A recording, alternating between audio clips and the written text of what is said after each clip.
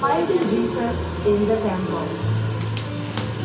By meditating on the joyful mysteries of the Rosary, we accompany Mary and Joseph as they learn that Mary will bring the Son of God into the world.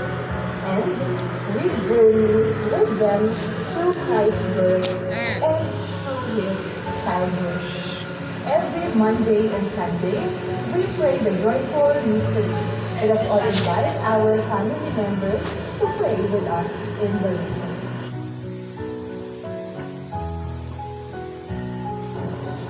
The sorrowful mysteries, the agony in the garden, the scourging at the pillar, the crowning with thorns, the carrying of the cross, the crucifixion of Jesus. Traditionally, sorrowful mysteries are prayed every Tuesday and Friday. According to Pope St. John Paul II, the sorrowful mysteries help the believer to enter with Mary into the depths of God's love for man and to experience all its life-giving power. The mysteries of life: Jesus' baptism in the Jordan River, the wedding at Cana, the proclamation of the kingdom of God, the transfiguration of Jesus, and the institution of the Holy Eucharist.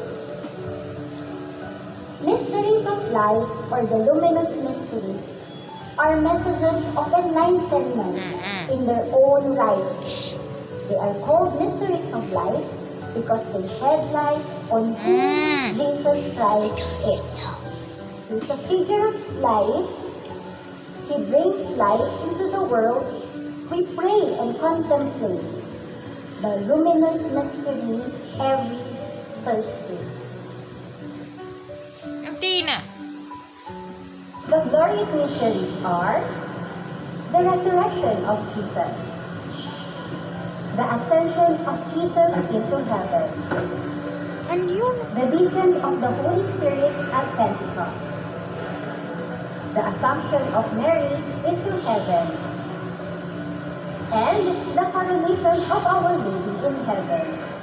How exhilarating to know that Jesus is God and that He rose from the dead, thereby destroying death and making you an heir to heaven. Every Wednesday and Sunday, we pray the glorious mysteries.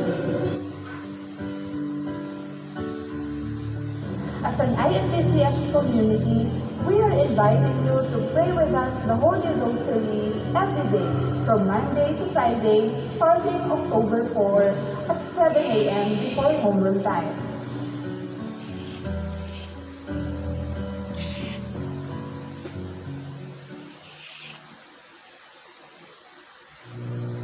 Good morning, brothers and sisters. Today is the first Friday of the 2016 Ordinary Memorial Activities of the Child of Jesus. There is a new number of prayers for our independence. It is daily offered by our spoken prayers. In one of my practice spoken in the